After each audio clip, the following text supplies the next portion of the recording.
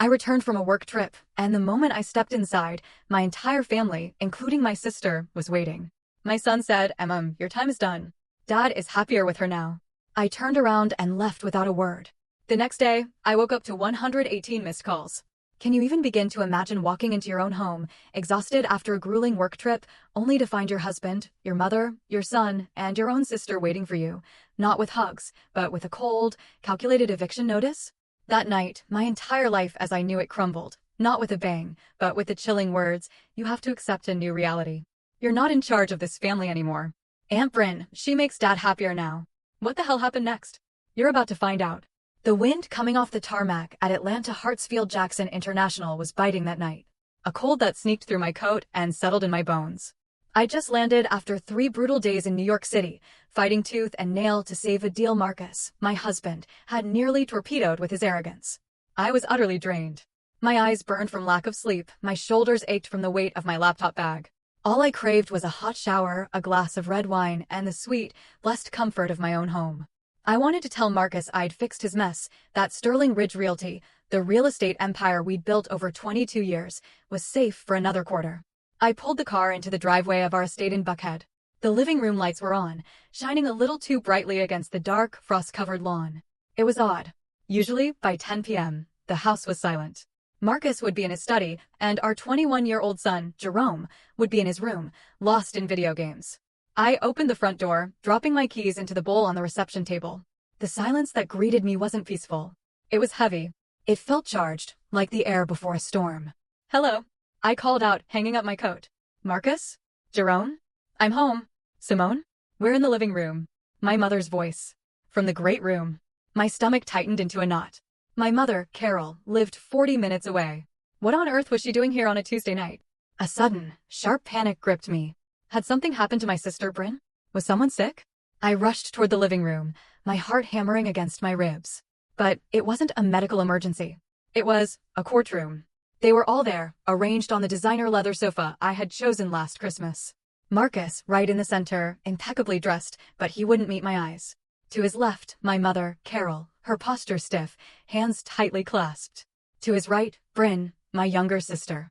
And in the adjacent armchair, my son, Jerome. The atmosphere was suffocating. No one was crying. No one looked sad. They looked resolute. "What is going on?" I asked, my breath catching in my throat. "Is everyone okay, Mom?" I took a step forward, but Jerome stood up. He didn't come to hug me. He stood planted like a security guard blocking a door. He looked at me with eyes devoid of the warmth I had nurtured for 2 decades. "Mom, sit down," Jerome said. His voice was cold, deeper than I remembered, stripped of all affection. "You have to listen and not make a scene." "A scene?" "Jerome, you're scaring me." "What is this?" "You have to accept a new reality," he continued, reciting words that sounded rehearsed. "You're not in charge of this family anymore." I looked at Marcus, desperate. "Marcus, why aren't you saying anything?" He finally looked up. His handsome face, the face that had been the public image of our company for years, twisted into a grimace of pity mixed with annoyance. "It's over, Simone. The farce is finished." "What farce?" I felt like I was drowning on dry land. "Aunt Bryn," Jerome said, pointing at my sister. "She makes Dad happier now. Unlike you, she understands him." The world stopped spinning. I looked at Bryn, my little sister. The one whose rent I had paid for 6 years, the one I hired when no one else would give her a job. She was sitting cross-legged, wearing a silk blouse that looked suspiciously like one missing from my closet. And then I saw it. Marcus's hand rested casually, possessively, on Bryn's knee. "We didn't want you to find out from a stranger," my mother, Carol, interjected. Her voice wasn't apologetic. It was a lecture. "We wanted to do this as a family. Simone, you have to be realistic. You've been married to your job for years. Marcus is a man with needs. He needs a wife who is present, not a partner who sleeps with her laptop." "Mom," I whispered, the betrayal cutting deeper than any knife. "You knew? You're approving of this." "I'm supporting happiness," Carol said, raising her chin defiantly. "Bryn and Marcus share a connection. They love each other, Simone. It wasn't something they planned. It just happened. You can't punish them for falling in love." I looked at Bryn. She offered a small, triumphant smile. She tucked a strand of hair behind her ear and looked down. On her finger, sparkling under the recessed lights, was a diamond ring. It wasn't a new ring. It was my ring. It was the antique Art Deco diamond Marcus had given me for our 20th anniversary. The one that had mysteriously disappeared from my jewelry box 6 months ago. I had turned the house upside down, looking for it, crying for days. Marcus had told me I was careless, that I probably lost it at the gym. That's my ring, I said, my voice trembling with a rage so pure it felt hot in my throat. It looks better on her, Marcus said with a shrug. It was a waste on you. You never wear jewelry anyway. We want you to move out, Jerome said, breaking the silence again. Dad is keeping the house. I'm staying here. It's better if you leave. You create too much tension. My son, my baby, the one I had nursed through fevers, whose college tuition I paid by working 80 hours a week. He was throwing me out of the house I built. Are you choosing this? I asked Jerome, tears finally stinging my eyes. Are you choosing the woman who sleeps with your father behind my back? That's your aunt, Jerome. She's not just my aunt anymore. Jerome spat out. She's the only one who actually listens to me. You just throw money at me and tell me to study. Dad and Bryn? They treat me like an adult. I looked at the four of them. My husband, my sister, my mother, my son. The four pillars of my life. And every single one of them was rotten. They weren't just breaking my heart. They were dismantling my existence with a cruelty that took my breath away. I felt a wave of nausea, but I swallowed it down. I wouldn't give them the satisfaction of seeing me collapse. I wouldn't scream. I wouldn't beg. I straightened my back. I looked at Marcus, boring my eyes into his, until he winced and looked away. You think you've won? I said, my voice quiet but deadly firm. You think you can rewrite history just because you're bored and selfish? Don't make a scene, Simone, Bryn said, her voice clawingly sweet. Let's be mature about this divorce. Divorce? I let out a short, dry laugh. Oh, you have no idea what's coming. Don't threaten us, Marcus snapped, regaining some of his arrogance. I've already spoken to the lawyers. You're out. The prenuptial agreement? The company bylaws? I have it all covered. Get out that door, Simone. If you stay, I'll have security remove you from my property. Asterisk your asterisk property? I looked around the room. I chose every tile in this house. I paid for every brick. And now you're trespassing, Jerome said. That was it. The final break. I looked at my son one last time, memorizing the face of the stranger he had become. All right, I said. I turned. I didn't take my coat off the rack. I didn't pick up my keys from the bowl. I had my spare set in my pocket. I walked toward the door. Where are you going? Carol shouted, a sudden anxiety in her voice. Simone, we need to discuss the settlement. Marcus has a generous offer if you sign tonight. I didn't answer. I opened the heavy oak door and stepped out into the frosty Atlanta night. The wind hit my face, drying the tears before they could fall. I got into my car, the engine coming alive in the silence of the driveway. As I backed out, I saw them through the living room window. They were already pouring champagne. They were celebrating my elimination. I drove into the darkness, my hands gripping the steering wheel so tightly my knuckles turned white. I didn't know where I was going, but I knew one thing for certain. The Simone they knew, the doormat, the provider, the fix-it-all, had died in that living room. And the woman driving away was someone they should fear dearly. If you're listening to this and you're as furious as I was in that moment, please hit the like button and comment with the number 1 below. Let me know you're with me. Your support tells me I'm not alone in this fight. Comment 1 now, because believe me, what they did next makes this betrayal seem like just the warm-up. I drove for an hour, the city lights of Atlanta blurring into red and gold streaks through my windshield. My mind was a chaotic storm of images, Bryn's smirk, the ring on her finger, Jerome's cold stare. But beneath the shock, a primal instinct was activating. Survival. I needed gas. The low fuel light had been blinking since I left the airport, but I'd been too anxious to get home to stop. Now, on a desolate stretch of I-285, I pulled into a 24-hour gas station. My hands were shaking as I stepped out into the bitter cold. I slid my Platinum credit card, the one linked to our joint account, the one I used for everything from grocery shopping to business dinners, into the pump. Processing, the screen blinked. Then, in red letters, denied. Please see attendant. I frowned. It was impossible. The credit limit on that card was $50,000, and I had paid the balance in full 3 days ago. I tried again. Denied. A cold knot formed in my stomach, heavier than the betrayal I had just witnessed. I searched my purse and pulled out my personal debit card, the one linked to my checking account where my salary was deposited. I walked into the station. The clerk, a bored teenager with earbuds around his neck, didn't even look up as I placed a bottle of water and a pack of gum on the counter. I swiped the debit card. No go, he mumbled, chewing his gum. Try again, I said, my voice tight. There's money in there. He sighed and swiped it one more time. Denied, ma'am. Insufficient funds or blocked card. Got any cash? I stood there, paralyzed under the harsh fluorescent lights. My banking app. I had to check my app. My fingers fumbled with my phone as I logged in. Access denied. User authentication failure. Please contact your branch. I tried the company account. Access denied. I tried the joint savings account. Access denied. Marcus hadn't just thrown me out of the house. He had executed a financial kill switch. He had been planning this. You don't lock a co-owner out of business and personal accounts instantly unless you've prepped the ground with the bank, falsely alleging fraud or changing administrative privileges days in advance. He wanted me destitute.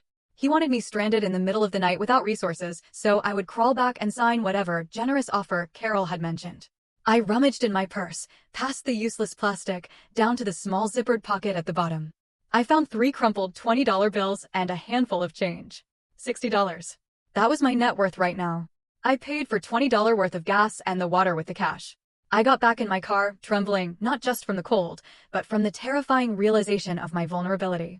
I couldn't go to a hotel. I didn't have a credit card for the deposit. I couldn't go to my mother's house. I couldn't go to Bryn's. I drove until I found a roadside motel with a blinking neon sign that read vacancy. It was one of those places where truckers sleep for a few hours. The kind of place where the sheets smelled of stale smoke and regret.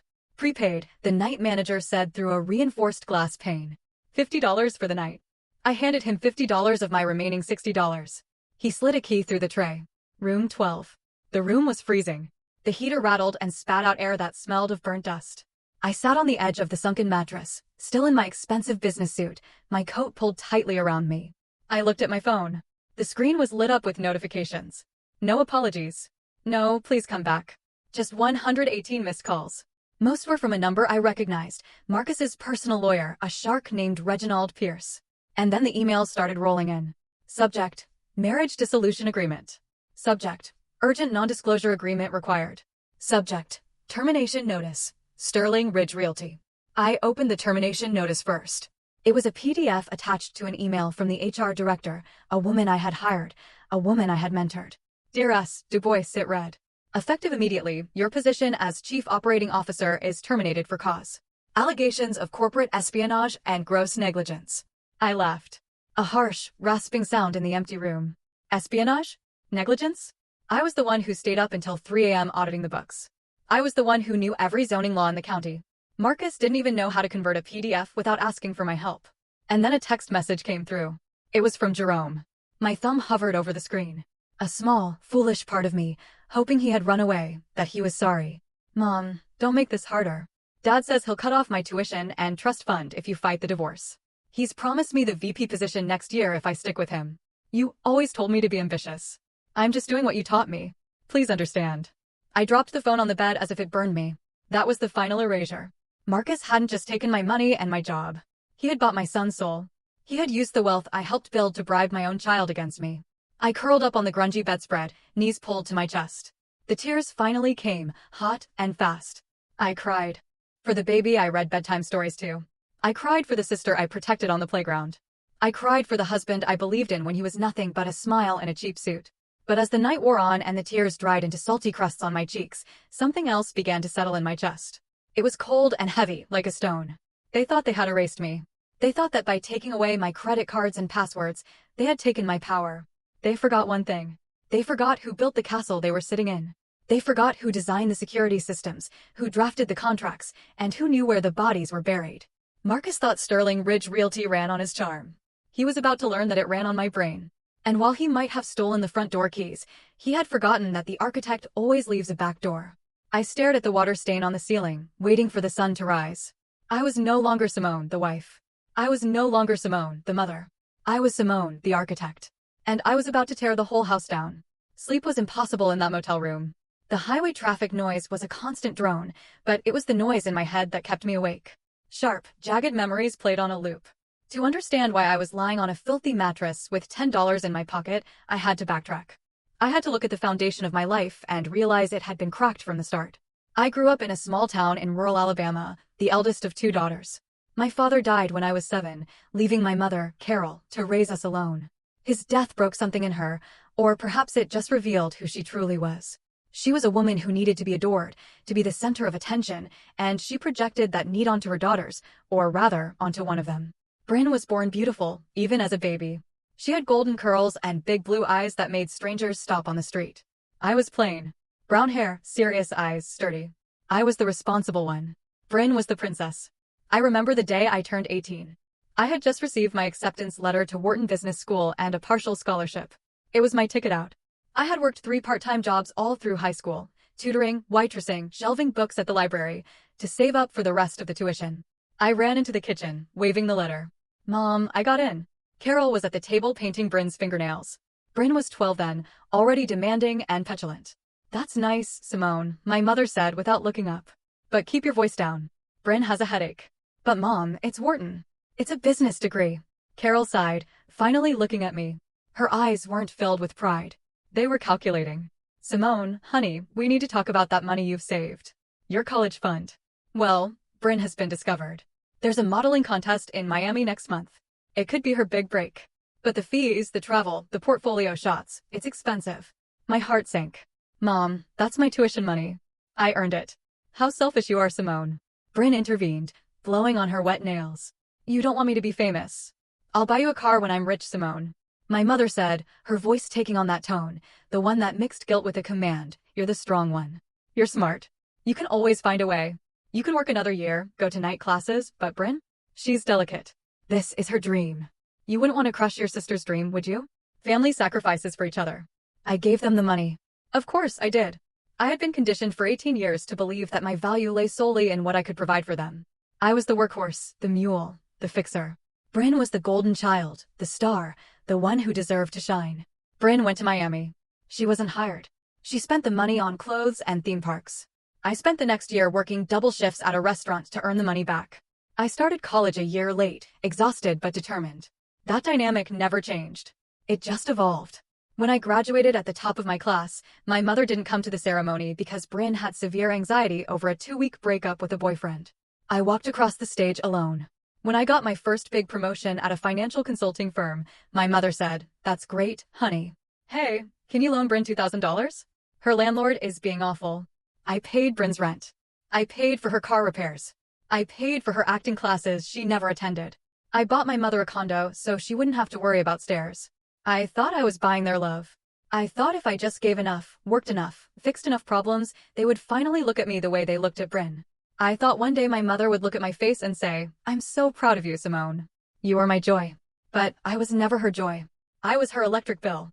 I was her safety net. And then I met Marcus.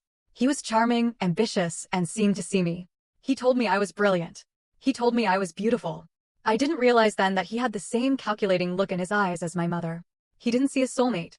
He saw a host. He saw a woman trained to give everything and ask for nothing in return. He fit perfectly into the empty space in my heart that my mother and sister had hollowed out. I married him thinking I was building a new family, a better family. Lying in that dark motel room, the revelation hit me with the force of a physical blow. I hadn't escaped my family dynamic by marrying Marcus. I had recreated it. Marcus was the golden child, demanding adoration and resources. I was still the workhorse, toiling in the shadows to keep the lights on. And Bryn was just the inevitable conclusion. The two parasites in my life had finally found each other. You're the strong one, Simone. My mother's voice echoed in my memory. Well, she was right about one thing. I was strong. Strong enough to carry them for 40 years. And now, God help them, I was strong enough to let go. I sat up on the bed, the metal spring squeaking. I wasn't going to cry anymore. The sadness was gone, replaced by a cold, clinical clarity. They wanted delicate Bryn. They wanted dreamer Marcus. Fine. They could have each other, but they couldn't have my money. They couldn't have my company. I picked up my laptop bag. It was time to stop being the sacrificing daughter.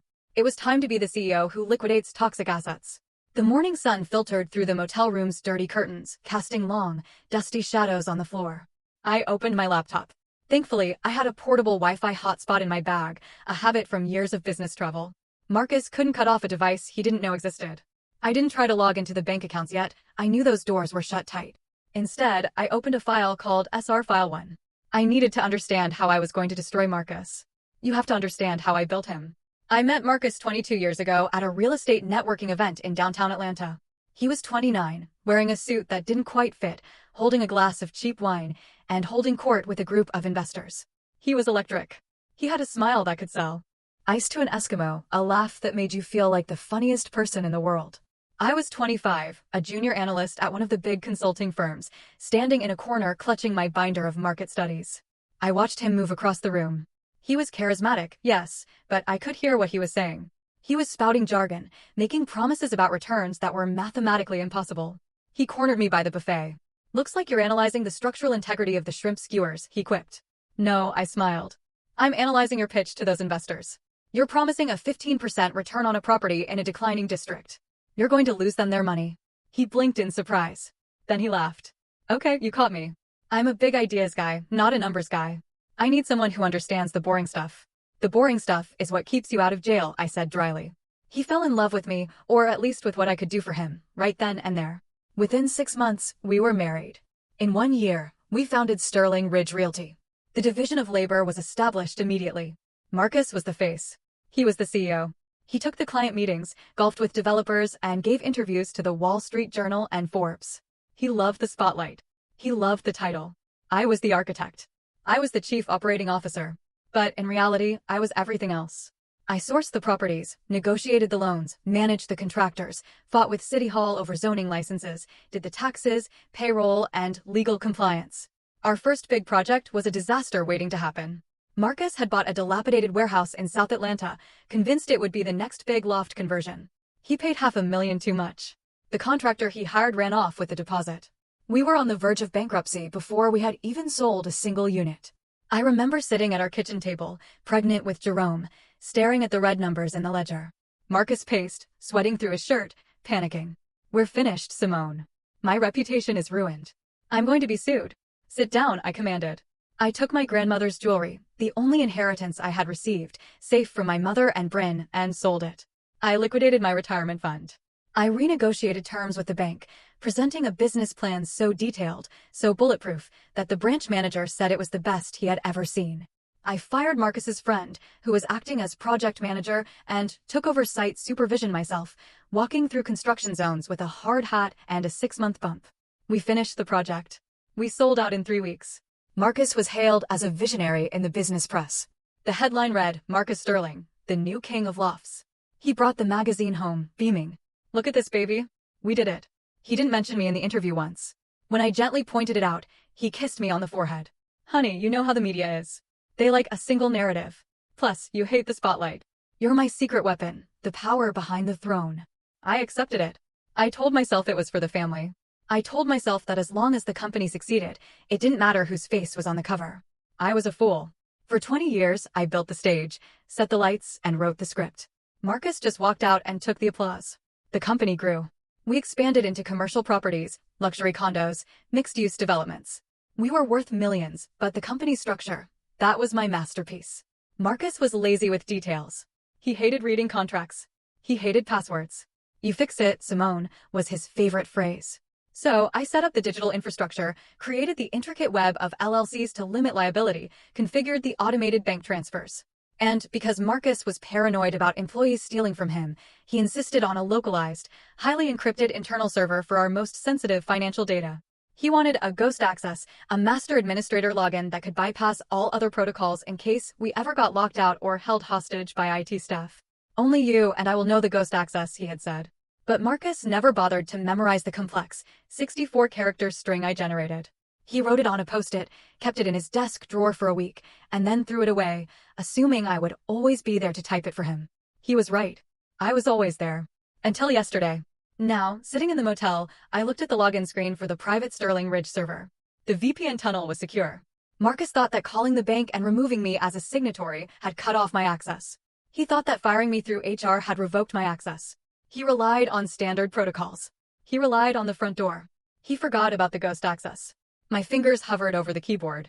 I typed the string of characters. It was a verse from a poem I loved, mixed with the GPS coordinates of the first building we bought and the date Jerome lost his first tooth. Marcus knew none of those things. Authenticating.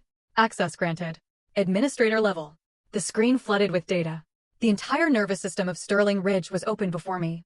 Emails, wire transfers, ledger records, tax documents, private chat histories. I wasn't just looking at a company. I was looking at the crime scene of my marriage. I started downloading. I didn't want just a few files. I wanted everything. Every email Marcus had sent in the last 5 years, every expense report, every wire transfer to the Cayman Islands or Switzerland. And that's when I saw it. A folder labeled Project B. It wasn't a construction project. The B stood for Bryn. I opened the folder and the blood ran cold in my veins. This wasn't just an affair. This was large-scale embezzlement. Dates, amounts, receipts. January 12th, transfer of $50,000 to Bryn Consulting LLC, Bryn's maiden name. February 14th, $12,000 at Tiffany & Company. March 1st, $4,500 for monthly rent of a luxury suite at the St. Regis. He had been keeping Bryn as a concubine with company money for 3 years. But it went even deeper. I saw transfers to a phantom company I didn't recognize, Orion Holdings Group. The signatory for Orion wasn't Marcus. It was Bryn. And the assets being transferred into Orion weren't just cash, they were deeds. Marcus was slowly transferring the titles of our most valuable unencumbered properties into a company owned by my sister. He was gutting Sterling Ridge, preparing to leave me with the empty shell while he and Bryn walked away with the assets. I felt sick. This wasn't just replacing me as a wife. This was grand larceny. But as I scrolled through the documents, a cold smile touched my lips. Marcus was an actor, not an architect. He didn't understand the paperwork he was signing. In his arrogance and Bryn's greed, they had made mistakes. Amateur, sloppy mistakes. They had forged my signature on the deed transfers. I could see it in the PDFs, a clumsy digital copy of my signature from a different document. And in Orion Holdings Group's operating agreement, Bryn had listed her permanent address. It was my address, the house I paid for. I had them. I had them dead to rights. But I couldn't strike yet. If I went to the police now, Marcus would claim it was an administrative error. He would pay a fine and bury me in litigation for years. He had the money for expensive lawyers. I had $10. I didn't need to let them hang themselves. I needed them to feel safe. I needed them to think I was defeated, ruined, and hiding in a hole. I closed the laptop. I had the blueprints for their destruction. Now I just needed to build the trap. The digital evidence of Project B burned in my mind, forcing me to recall exactly how Bryn had infiltrated my sanctuary. It began 5 years ago, a time when Sterling Ridge Realty was booming and my guard was down. Bryn had just gone through her 3rd divorce. Her ex-husband, a decent mechanic named Derek, left her because she refused to work and spent his salary on designer bags she couldn't afford. She showed up on my doorstep with 2 suitcases and a tearful story that would have won an Oscar. He was abusive, Simone, she cried, throwing herself into my arms. I later learned abusive meant he had cut off her credit card. I have nowhere to go. Mom said you would help me. Carol called me 10 minutes later. Simone, you have that big house with all those empty guest rooms. Let your sister stay for a few weeks. She just needs to recover. Family helps family. I agreed. I always agreed. 1 week turned into 6 months. Bryn spent her days by my pool, drinking my wine and critiquing my landscapers. Marcus, at the time, seemed annoyed by her presence. She's a leech, Simone, he complained. She treats our house like a hotel. I defended her. She's grieving, Marcus. Give her time. Then came the request. I need a job. Bryn announced one night at dinner. I'm bored. I want to work for you guys. I nearly choked. Bryn? We run a commercial real estate firm. It's high pressure. What skills do you have for this? I'm good with people, she insisted. I can be. I don't know, client relations. I can organize the parties. I can talk to investors. You two are so serious. You need someone fun. No, I said. It was one of the few times I put my foot down. But Carol intervened. She drove 40 minutes to have coffee with me. Simone, this is Bryn's chance to be responsible. If you don't give her a job, she'll flounder. Do you want her living on your sofa forever? Give her a salary. Let her move out. Then she added smoothly, Marcus thinks it's a good idea. I blinked. Marcus? You talked to him. Carol said, he thinks Bryn could help soften the company image. You know, you can be a little intense, honey. I confronted Marcus. You want to hire Bryn? Marcus shrugged, adjusting his tie. Your mother's right. We need someone to handle the social side, the galas, the charity events. You hate that stuff. Let her do it. Pay her an assistant salary. Get her out of the house. We all win. So I did. I created a position, Director of Special Events. At first, it seemed to work. Bryn moved into an apartment I subsidized and organized the company Christmas party. It was lavish, over budget, but a success. Then the subtle shifts began. Bryn started coming into the office every day, dressed not in business attire, but in tight dresses that were just on the edge of inappropriate. She spent hours in Marcus's office discussing event logistics. I'd walk past and hear them laughing. Whenever I entered the room, they would stop. What's so funny? I'd ask, feeling a prickle of unease. Just a joke about a client, Bryn would say, smiling that saccharine smile. You wouldn't get it, Simone. It's an inside joke. She started joining us for business lunches. Then she started replacing me at them. Simone, you stay back and finish the quarterly projections, Marcus would say. Bryn and I will take the developers to the steakhouse. You know you hate small talk. And I did hate small talk. I loved the work, so I let them go. I stayed at the office, eating a salad at my desk, running the numbers, making sure our profit margins were healthy while my husband and my sister drank martinis and laughed at my expense. I noticed changes in Marcus. He started dressing younger. He bought a Porsche he didn't need. He started staying out late for networking. When I voiced my concern, Carol gaslit me to infinity. "You're being paranoid, Simone," she scolded. "You should be glad Marcus and Bryn get along. Most men hate their in-laws. It's a blessing. Don't ruin it with your jealousy. It's beneath you." Jealousy. She made me feel like a crazy, insecure harpy. Now, looking at the Project B folder on my laptop, I saw the reality. The networking dinners were dates. The business trips to Miami were vacations. And the consulting fees paid to Bryn were actually her allowance for being his mistress. The snake hadn't just slithered into the grass. I had opened the door, invited her in, and given her warm milk. And the worst part? My mother had held the door open. Carol had brokered this. She had pushed Bryn toward Marcus, knowing exactly what Bryn was capable of. She wanted Bryn to have the life I built. Because in her twisted mind, Bryn deserved the kingdom, and I was just the builder, destined to raise it and walk away. I slammed my hand against the cheap motel desk. The pain anchored me to reality. "Okay," I whispered to the empty room. "You want to play the fun, irresponsible game?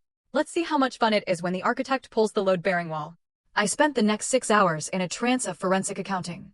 The ghost access gave me everything, but I had to be careful. If I made any changes, if I altered any file, the system logs could alert the IT director, a man named Steven, who used to be loyal to me, but now undoubtedly answered to Marcus. So, I became a ghost. I copied. I downloaded. I screenshotted. I traced the flow of money. It was worse than I thought. Sterling Ridge was hemorrhaging money to fund their lifestyle and the transfers to Bryn's shell company. Marcus had stopped paying vendors. We were 3 months behind on payments to the construction crews for the new skyscraper in the financial district. We were in default on the interest for 2 major loans. Marcus was robbing Peter to pay Bryn. My company, my life's work, was a house of cards. If the creditors found out, we would be insolvent in 30 days. But then I found something that made me sit bolt upright. It was an email chain between Marcus and a private investigator called Pierce Investigations. The date was 2 years ago. Subject, surveillance. Target, S. Du Bois. Marcus, *, I need dirt. Whatever it is. Infidelity, substance abuse, mental instability. I need grounds to void the prenuptial. *, Pierce, * Mr. Sterling. We followed her for 6 months. She goes to work. She goes to the grocery store. She goes to her mother's house. She works late. There's no dirt. The woman is a saint. * Marcus. * Look harder or invent something. I can't afford to give her half. * I stopped breathing. 2 years. He had been planning to get rid of me for 2 years, but he couldn't find a way to do it without losing money. And then a more recent email, dated 1 week ago. Marcus. * Forget the dirt. We go with the mental collapse angle. Her family will testify. Her mother and sister are on board. We'll claim she's overworked, paranoid, unfit to lead. We'll force a motion of no confidence at the board meeting. Once she's out, we trigger the buyout clause at the lowest valuation. * Carol. * I can testify that she's been erratic lately. Very emotional. I'm worried about her, Marcus. We need to do what's best for the company. * I stared at the screen, the tears of rage blurring my vision. My mother. My own mother was conspiring to have me declared mentally unstable so her golden child could steal my husband and my money. You want erratic? I murmured. I'll show you erratic. I dug deeper. I needed leverage. The evidence of fraud was good, but it would take time to prove in court. I needed something immediate, something that would terrify Marcus. I found it in the tax filings. Last year, to secure a massive loan from a private equity firm, Marcus had inflated the occupancy rates of our commercial properties. He had forged lease agreements. He had physically falsified the signatures of tenants who didn't exist. This wasn't just civil fraud. This was bank fraud. This was a federal felony with prison time. And the loan documents were signed by Marcus Sterling, CEO. My signature wasn't on them. I had been out of town for my aunt's funeral that week, a funeral Bryn skipped, and Marcus had said he would handle the paperwork. He had signed his own death warrant and didn't even know it. I copied the loan documents. I copied the fake leases. I built a dossier that was a nuclear bomb. I looked at the clock. It was 2 p.m. I had been working nonstop for 12 hours. I was starving. I hadn't washed. I was running on adrenaline. I needed a burner phone. I couldn't use my cell. They were probably tracking it or pulling the records. I walked to a convenience store across the street, buying a cheap prepaid phone with cash. Back in the room, I sat on the bed and looked at the new phone. Who could I call? My friends? Most were shared couple friends with Marcus. They would probably side with charming Marcus or remain neutral. My family? Obviously not. My employees? Too risky. I needed someone powerful. Someone who hated Marcus. Someone with the resources to wage a war. One man popped into my head, Elijah Vance. Elijah was a billionaire real estate magnate in Atlanta. Old money ruthless, but principled. 3 years ago, Marcus had beaten Elijah for a prime land acquisition in the Beltline development. Marcus had won by bribing a city councilman to rezone the land, a move I had fiercely opposed, but which Marcus did behind my back. Elijah had suspected foul play. He had publicly called Marcus a cheap-suited climber. Marcus had laughed it off, but Elijah never forgot. If I went to Elijah Vance with proof of Marcus's fraud, specifically the fraud that had cost Elijah that deal, it was a long shot. Elijah might just laugh at me. He might turn me away. But he was the only person in Atlanta with enough power to shield me from Marcus's legal team. I dialed the number for Vance Enterprises. I knew it by heart. I had looked it up enough times when we were rivals. Vance Enterprises, office of the chairman. A crisp voice answered. I need to speak to Mr. Vance immediately. Mr. Vance is in meetings. May I ask what this is regarding? Tell him it's Simone Du Bois, I said. Tell him I know how Marcus Sterling got the Beltline acquisition rezoned. And tell him I have the emails. There was a pause. 1 moment, please. 30 seconds later, a deep, gravelly voice was on the line. Mrs. Du Bois, to what do I owe the pleasure? Did your husband send you to gloat? My husband just fired me, drained my bank accounts, and put his mistress in my house, I said, my voice steady. I'm not here to gloat, Mr. Vance. I'm here to burn him to ashes, and I thought you might want to bring the marshmallows. Silence. Then a low chuckle. I'm listening. Before I went to meet Elijah Vance, there was one more wound I had to cauterize. A file I had been avoiding in the Sterling Ridge database. Jerome's trust fund. Jerome was my soft spot, my Achilles heel. I had protected him from Marcus's narcissism his entire life. When Marcus forgot Jerome's birthday, I bought the gift and signed Marcus's name. When Marcus missed Jerome's soccer games, I told Jerome that Dad was working hard for our future. I had raised him to believe his father was a hero, covering up the reality that his father was a negligent egotist. Now I realized that was my biggest mistake.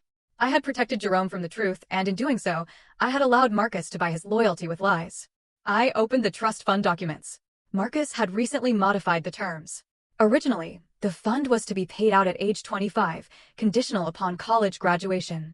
The new terms, dated 2 weeks ago, immediate access to a $200,000 cash distribution, transfer of title for the 2023 Porsche 911, and the attached correspondence. Jerome, * Dad. Mom is going to flip if I drop out next semester, * Marcus, * Mom isn't going to be in charge much longer, Jay. She treats you like a child. I treat you like a man. You want the car? You want the cash? You just have to back me up when the time comes. You have to tell the lawyer's mom has been acting strange, that she's unstable, * Jerome, * well, she has been kind of stressed lately, * Marcus, * exactly. She's losing it. We have to protect the company. If you stick with me, I'll make you VP of Acquisitions next year. No degree needed. You can learn on the job like I did. * Jerome, * VP? Seriously? Okay, I'm in. What do I have to do? * I read the words and my heart didn't just break. It turned to dust. VP of Acquisitions.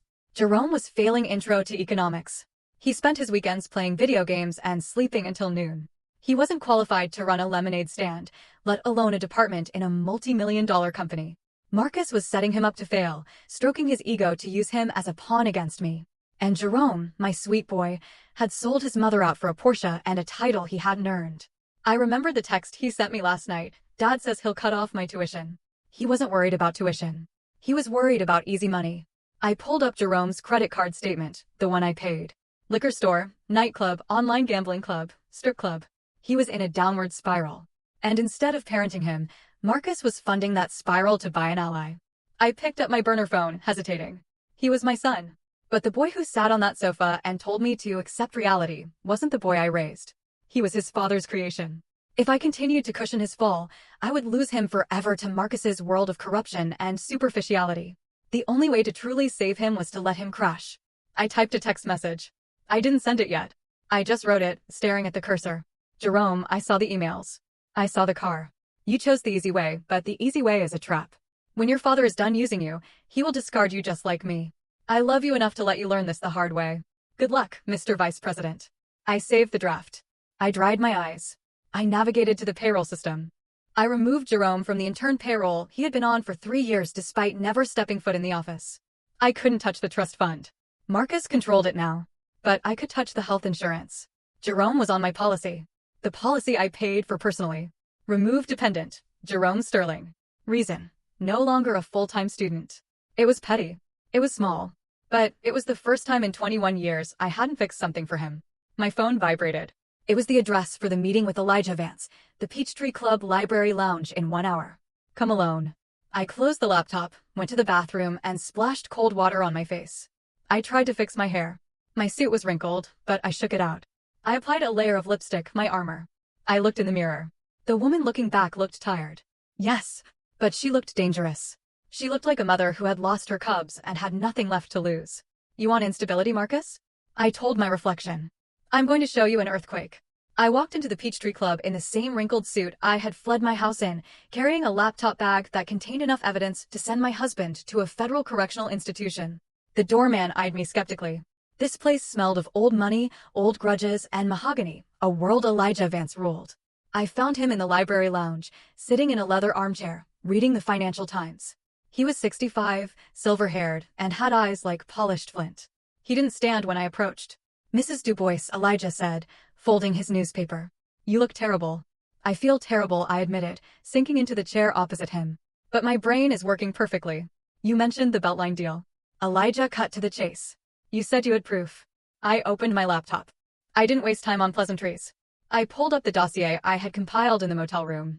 I turned the screen toward him. 3 years ago, Marcus beat you for the Beltline lot. You suspected he bribed City Councilman Davis. You were right. Elijah leaned forward, his eyes narrowing. Here's the wire transfer, I said, pointing at the screen. $50,000 to a shell company called Davis Management.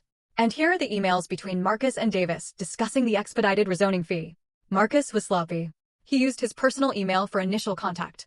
Elijah scrutinized the documents. His expression didn't change, but the air around him seemed to grow colder. Why are you showing me this now? You were the CEO. You benefited from this deal. I didn't know, I said, my voice steady. Marcus kept a parallel set of books. I found it last night after he threw me out of my house, froze my accounts, and put my sister in my bed. Elijah looked up, a flicker of surprise crossing his face. His sister, and my mother is cheering them on, I added, a bitter laugh escaping my lips. It's a full-on family reunion, and I'm the only one not invited. I took a breath. Mr. Vance, I didn't come here to gossip. I came here to make a deal. Marcus is trying to destroy me. He has forged my signature on fraudulent loans. He is embezzling company funds. He's going to leave Sterling Ridge a smoking crater. Do you want me to save it? Elijah raised an eyebrow. I want you to help me bury him. And in exchange, I will give you the Beltline property. Continue. Marcus is overleveraged. He's cash poor. He's about to default on construction loans. If you step in now as a white knight investor, offering a bridge loan to save the project, he'll take it. He's desperate. And in the loan contract, we embed a guarantee clause. If he defaults, which he will, because I know the real numbers, you get the assets, specifically the Beltline deed. Elijah stared at me for a long moment. The silence stretched thick and tense. Then a slow smile spread across his face. It wasn't a warm smile. It was the smile of a predator recognizing another predator. You are vengeful, aren't you? Elijah said softly. I'm efficient, I corrected. Marcus thinks I'm a scorned wife who will cry in a corner. He doesn't realize that I'm the one who wrote his business plan. Elijah closed my laptop and pushed it back to me. I like you, Simone. You have grit. Marcus always struck me as a peacock. All feathers, no flight. But you're a hawk. He pulled out his phone. I'm calling my general counsel. He's the best litigator in Atlanta. He will represent you in the divorce pro bono. Consider it an investment in our new partnership. Thank you, I whispered, the relief flooding me. And Simone, Elijah added, his eyes hard. Don't disappoint me. If we do this, we destroy him completely. No mercy. No taking him back when he cries. He won't be crying, I said, thinking of Marcus's smirk when he took my ring. He'll be screaming. Elijah nodded. Good. Now let's get you a hotel room that doesn't charge by the hour. You can't plan a war if you haven't slept. That night, I slept in a suite at the St. Regis Atlanta, paid for by Vance Enterprises. I took a long bath, scrubbing the motel grime from my skin. As I lay between the clean, cool sheets, I felt a deep shift inside me. For 20 years, I had been the fixer. I had smoothed over Marcus's mistakes, cleaned up his messes, made him look good. I had been the invisible glue holding everything together. Now, I was going to be the solvent. I was going to dissolve everything he thought he owned. I picked up my burner phone and sent Elijah a one-word text, ready. 3 days later, the trap was set. Elijah's lawyer, a terrifyingly calm man named Wesley Thorne, had drafted the divorce settlement. It was a masterpiece of legal misdirection. On the surface, it looked like a complete surrender. The proposal: Marcus keeps the family home. Marcus keeps full ownership of Sterling Ridge. Simone receives a one-time lump sum of $500,000, a fraction of what I was due. Simone waives all claim to future alimony. It looked like I was giving up. It looked like I was broken, desperate for cash, and just wanted to run. Marcus would love it. It fed his ego perfectly. But buried deep in the 60-page document, in Section 14, subsection C, paragraph 4, was the poison pill clause. In the event that either party to this agreement is found to have engaged in undisclosed criminal activity, fraud, or embezzlement during the marriage, or is convicted of a felony within 24 months of signing, this agreement in its entirety shall be null and void. In such event, all assets, including 100% of company stock and real property, shall revert to the non-offending party as punitive damages. Marcus never read the fine print. He paid lawyers to do that. But his lawyer, Reginald Pierce, was lazy. I knew because I used to pay his invoices. Pierce would skim the contracts, look for the big numbers, the settlement, the alimony. He wouldn't look for a specific reversion clause buried in generic liability text. I met Marcus and his lawyer at Pierce's office.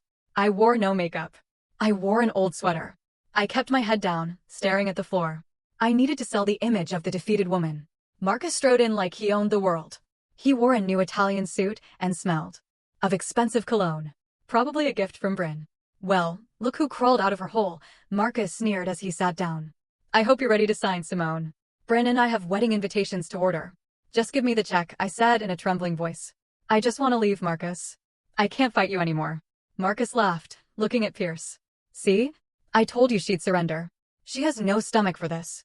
Pierce slid the papers across the table. Standard agreement, Simone.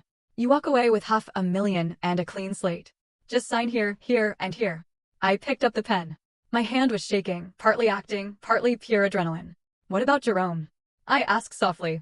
Jerome is staying with me, Marcus said, leaning back in his chair. He's my vice president now. We're going to build an empire together without your constant nagging. I felt a sharp pang in my chest, but I swallowed it. Okay, I said. Take care of him. Sign the damn papers, Simone. I signed my name on the line that seemingly stripped me of 20 years of hard work. Then Marcus signed. He did it with a flourish. A large, arrogant M. Done, Pierce said, closing the folder. The check will be wired to your account tomorrow. Marcus stood up and buttoned his jacket. He gave me a smirk that sent chills down my spine. You know, Simone, you should thank me. You were always too uptight for this life. Go live on a farm or something. Find yourself a nice librarian. Goodbye, Simone. Goodbye, Marcus, I whispered. As I walked toward the elevator, I heard Marcus laughing with Pierce. That was easier than I thought. She didn't even ask for the beach house. The elevator doors closed, cutting off his laughter. I leaned against the metal wall and let out a long, slow breath. I had signed. The poison pill was active. Now all I had to do was prove the fraud, and I already had the evidence. I just needed the right stage to present it. And what better stage than the wedding? Marcus and Bryn had announced the date. It was in 3 weeks. A rushed wedding, they called it. They wanted to be legitimized before the spring gala season. 3 weeks. That was my timeline. I stepped out of the building and into Elijah's chauffeured car. Did he sign? Elijah asked from the back seat. He signed, I said, a genuine smile finally breaking through. He thinks he bought my silence for $500,000. He just signed over his entire life. Elijah poured me a glass of sparkling water. To the architect. To the demolition, I replied. The next 3 weeks were an exercise in masochism.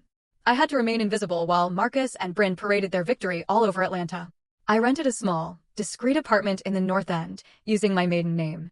I spent my days with Elijah's forensic accountants, building the case. We were turning the raw data I had stolen into a legal sledgehammer. Every night I tortured myself by checking social media. Bryn's Instagram was a spew of luxury, a photo of a new convertible Mercedes, my future hubby spoils me. Hashtag blessed hashtag or new beginnings. A photo of my dining room redecorated with tacky gold wallpaper, out with the old, in with the glam. Finally making this house a home. That hurt. Watching her erase my touch from the home I built. But the most painful posts came from my mother. Carol posted a picture of the three of them, Marcus, Bryn, and herself, toasting with champagne flutes at a tasting menu dinner. The caption, finally, a family that knows how to enjoy life. So proud of my beautiful daughter, Bryn, and my wonderful son-in-law, Marcus. True love always wins. True love. She had sold her eldest daughter out for a seat at a fancy table. And Jerome. Jerome was silent on social media, but I saw the credit card alerts on the secondary accounts I still monitored, the ones Marcus hadn't found yet. The Nobleman's Liquor, $400. Capital Nightclub, $10,000. Bail bonds, $500. My son was in a freefall. Marcus wasn't raising him. He was indulging him. I wanted to rush in and save him, but Elijah stopped me. You can't save someone who doesn't want to be saved, Simone, Elijah told me softly. He chose his side. Let him see what that side truly looks like when the lights go out. I knew he was right, but it felt like cutting off a limb. Meanwhile, the company was rotting from the inside. My spies, Sarah in accounting and Jason in project management, gave me daily updates. Marcus hasn't been in the office past 2 p.m. in weeks, Sarah wrote. He's letting Bryn plan the company's rebrand. She wants to change the logo to pink and gold. Pink and gold, Simone, for a commercial real estate firm. Contractors are threatening to walk off the Highland site, Jason reported. Marcus said the check is in the mail. It's not. He used the construction money to pay for the wedding venue. Let it burn, I told them. Just document everything. Save the email where he tells you to delay payments. The wedding was going to be at the St. Regis, in the Grand Ballroom. It was the most expensive venue in the city. Bryn had invited 300 people, investors, politicians, local celebrities. They wanted to cement their status as Atlanta's new power couple. They wanted an audience. Good, I thought, looking at the invitation Sarah had secured for me. Asterisk, you want a spectacle? I'll give you a spectacle. Asterisk, 2 days before the wedding, I got one last piece of leverage. It came from an unexpected source. My phone rang. Unknown number. Hello, Simone. It's Derek. Derek. Bryn's ex-husband, the mechanic she had bled dry. Derek, I said, surprised. How are you? I'm okay. Look, I heard what happened. What they did to you. It's disgusting. I got something, Derek said, lowering his voice. When Bryn left me, she left a box of papers in the garage. I was going to burn them, but I looked through them last night. Simone, she has credit cards in your name from 3 years ago. What? She opened them when she was staying with you. She intercepted the mail. She maxed them out and then hid the statements. But I found the collection agency letters. And I found a letter from Marcus. From Marcus? Yeah, he paid one of the cards off. The letter says, I covered this one, but you have to be more careful. If Simone sees this on her credit report, we're both dead. Stick to the plan. 2 more years and we take it all. 2 more years. The timeline fit perfectly. Marcus had been conspiring with my sister to steal my identity and my money while I was feeding her and giving her a job. Derek, I said, my voice trembling. Can you bring me that box? I'm on my way, he said. When Derek handed me that box, I felt the last lock click into place. This wasn't just fraud. It was a predatory conspiracy, calculated and evil. I looked at the handwritten letter from Marcus. 2 more years and we take it all. I locked the letter in my safe. Thank you, Derek, I said. Give him hell, Simone, he said with a grim smile. Oh, I plan to, I replied. I plan to give them the whole damned hell. The day before the wedding. I did something dangerous. I went to see Jerome. I knew I shouldn't. Elijah advised against it, but I was a mother first and a vengeful ex-wife second. I needed to give him one last chance to get off the sinking ship. I waited outside his new penthouse, the one Marcus bought with company funds. At 11 a.m., Jerome stumbled out, looking hungover. He wore designer sunglasses and a sweatshirt that cost more than my first car. Jerome. I called. He jumped, spinning around. When he saw me, his face hardened. Mom, what are you doing here? Are you stalking me now? I'm not stalking you. I'm trying to save you. I don't need saving, he spat, walking toward his Porsche. I'm doing great. Dad just put me in charge of the Southern Region portfolio. Jerome, listen to me, I said, stepping into his path. Your father is lying to you. The company is bankrupt. He's stealing money to pay for this lifestyle. He's using you as a shield. When the feds come, and they are coming, your name is on the documents. Jerome laughed. It was a hollow, brittle sound. You're just jealous. You're jealous because Dad is winning and you're a nobody. You're living in some slum, aren't you? Dad told me. I'm living in reality. I said, my voice urgent. Jerome, please don't go to the wedding tomorrow. Just say you're sick. Go stay with your friends. Just don't be standing up there with him when it happens. When? What happens? He challenged. Are you going to crash it? Are you going to make a scene? God, you're pathetic, Mom. Dad said you'd try to ruin it. He called me pathetic. I felt the anger surge, but I tamped it down. Jerome, look at me. I raised you. I know you. You are not this person. You are kind. You are smart. You are not a thief. I'm not a thief, he shouted, his face flushing. I'm a businessman like Dad. Dad is a fraud. I yelled back. And Bryn is a parasite. And if you stay with them, you will sink with them. Jerome glared at me. Then he pulled out his phone. I'm calling security. Get away from me. He got into his car and revved the engine aggressively. As he spun out of the parking garage, he rolled down the window and yelled, Don't come tomorrow, Mom. Nobody wants you there. You're the past. I watched him drive away, my heart breaking again, but this time the brake was cleaner. I had tried. I had reached out my hand. He had slapped it away. He was on his own now. I drove back to my apartment. Elijah was waiting with the final preparations. How did it go? He asked, though he clearly knew the answer from my face. He's gone, I said flatly. Completely brainwashed. Then he will learn the hard way, Elijah said. Are you ready for tomorrow? We have the projector access codes. The police are briefed. Inspector Miller is waiting in the lobby at 8 p.m. Yes. Elijah handed me a garment bag. Then you'll need this. I unzipped the bag. Inside was a suit.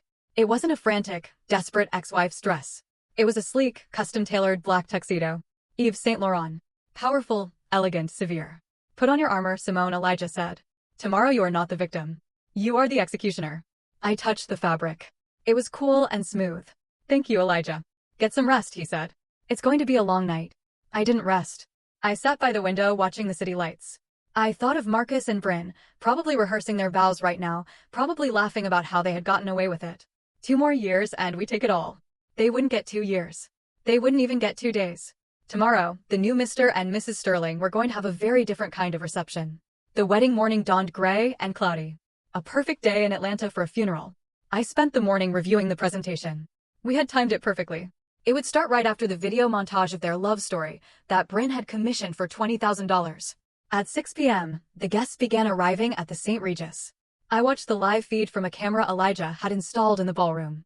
He had an ownership stake in the hotel. Gaining access was trivial. It was nauseatingly opulent. The room was covered in crystal and pink roses, thousands of them.